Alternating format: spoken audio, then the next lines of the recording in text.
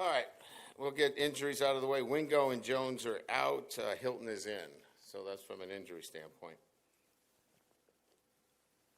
I want to commend, first of all, congratulate and commend Wilson for getting married on the bye week. That is, obviously, choosing a partner is a huge decision in life, but choosing a partner that will agree to get the marriage on a bye week is outstanding. So congratulations to you and your bride-to-be. I think that's outstanding.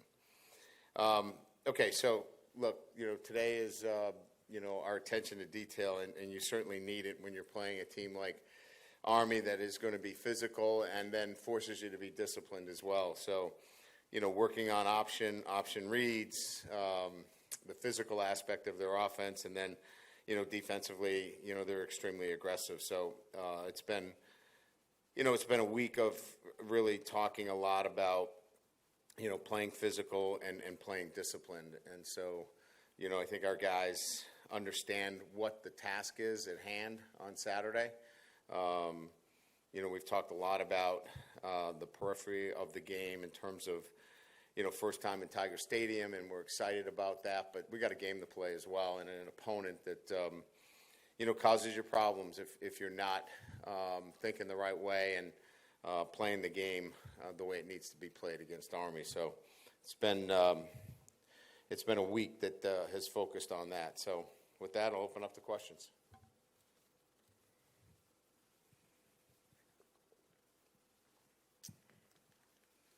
Yeah, Coach.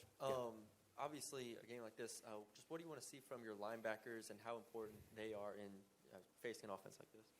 Yeah, so again, I think it's kind of what I said at the outset. You're looking for, eye discipline. Your reads are such that, you're seeing the guard pull, but, you might have the tight end running down the middle of the field, and you've got them in coverage. And so these contradictory reads within, the option offense are what challenge you, so much, especially at the linebacker position and the safety position. Because, you're used to seeing guard pull and, you're thinking, all right, I'm going to fill my gap. But you have the number 3, and if he runs vertical off of, an option read, there's nobody's on him. So, just being disciplined is what we'll need to see from our linebackers, and getting off blocks. They're obviously really good up front, and they know what they're doing.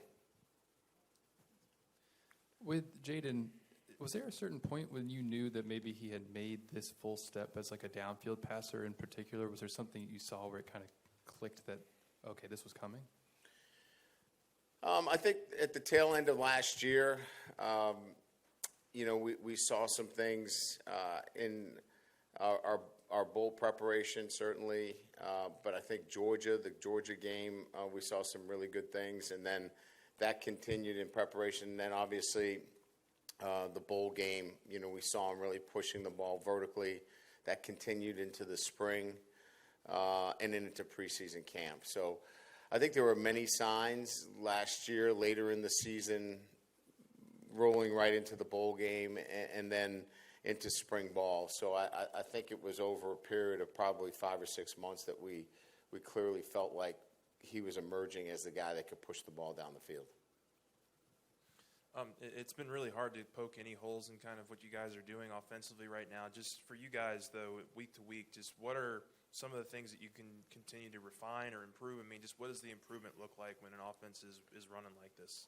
Yeah, I think a couple of things. We think we need to be better in the red zone, converting, field goals into touchdowns. We've spent a lot of time on that this week. We changed up the way we practice a little bit. We've always been red zone later in the week. We tend to pull the practice back a little bit in terms of tempo on Thursday, but we went with red zone earlier in the week so we can go with a little bit more speed. We thought our timing was off a little bit in the red zone, so we made some adjustments there. Some balls were behind receivers, and maybe we felt like timing was off a little bit. So a little bit more of attention to detail with the red zone work, and then continue to expand the running game. As you know, we're a heavy inside zone team, zone read. We want to be able to add some complementary plays to that as well, and I think that's where we're expanding. Coach, speaking of Jaden Daniels, like what I've seen over the time, like he's here, is that it just seems like he's smiling like all the time. We're like 85% of the time. We're like, no matter if it's on the field or off, it's almost like he's like never frowning like whatsoever. What do you make of that, and like how much does the team build off that such positive energy? Well, I think he's been that way since he got here. I mean, he's a guy with a great mindset, great outlook, loves to play the game, loves to be around his teammates, and he's a guy that doesn't get too high, doesn't get too low, but he's always since he's gotten here, I think he's handled himself with that positive demeanor, whether it's been good or bad. So I think he's been really consistent and been a positive piece to what we're doing since he got here. Brian, way over here. Sorry, technical difficulties. No, I understand. Way over here. Got to keep those things charged. It's not that. I don't know what's going on. Yeah. Obviously, you started being a head coach at a pretty young age. 28 or Yeah. 20? So you've been in college a long time, but surely you had opportunities to go to the NFL at some point. When did you figure out, or when did you, or did it, over a period of time did you come to realize that you were best suited for the college game, or this was where and like I said, you've been in running programs for a long time, so maybe you didn't want to not do that. But when did you realize this was the best thing for you as far as football coaching? I think it was, probably, my time as a collegiate head coach, I got a chance to really shape my roster,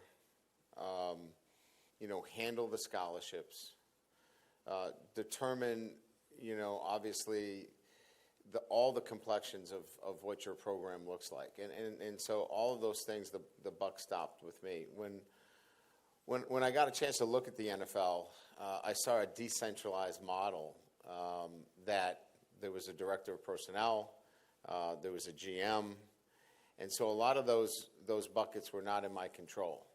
And I'm not a control freak by any means, but I would not have control of some of the things that I thought were very essential in building a successful program.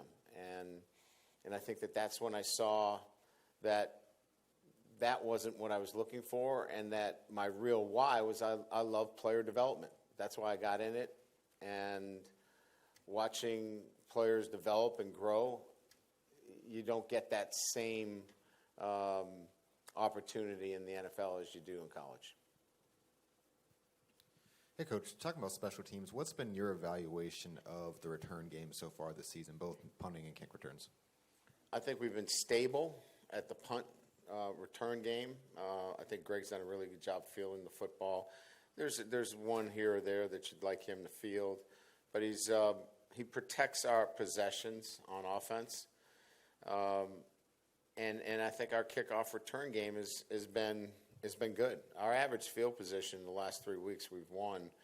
We would have won it handily if we fielded a ball at the end of the half. We took the returner off, not to cause any issues, because we were going to nail on the ball anyway. So that's hidden yardage that you don't see. So we've been pretty good, I think, in most phases. We've been really good with our kickers. So, I would grade it out as, they're doing a really good job. We'd like to be a little bit more dynamic at the punt return position, and we're going to continue to work to be that way. Have y'all reached a decision with Deuce? Deuce is inactive. He is still on scholarship. He's still on the roster, but he is inactive right now. And then just where's Quincy Wiggins at in his development? What do you kind of think of what's going on with him? Yeah, I mean, it's a good question. I think there's some depth issues there relative to him seeing some playing time. I think Parrish Shand has done a really good job of coming in and really technically developing, which has been a logjam for Quincy in terms of getting on the field. You know, I think there's going to be some space there for him in time, but this is still about him continuing to develop.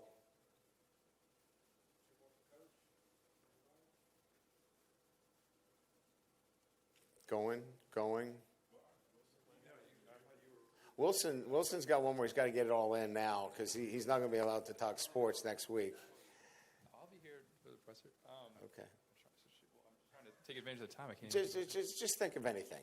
Just whatever it is. I'll ask the question. Where are you going for your honeymoon? No, I'm kidding. Any recommendations? No. I guess back to Jaden for a second. Is there something specific about the work or maybe a change in the prep that has maybe helped allow this to happen this year too? I would say a couple of things. First of all, he is somebody that is so diligent at his progression and wanting to be good at progression read that his work in the off season was unbelievable. How much time he spent here. I don't know if you know the story, but we changed our protocols and procedures in terms of letting players into the building. We used to cut them off at a certain time. We gave him unlimited access to the building because he was in here at 5 o'clock in the morning and he was here late at night. He just lived in this building and watching film and just learning the offense. And he knows it so well that when I'm sitting in those meetings, it's amazing the progression that he has made relative to understanding all the nuances of the offense. And that's on him. He did that. Then he took that to our walkthrough room with virtual reality and went through all the movements. So not only was it, the learn part of it, it was then the actual seeing it.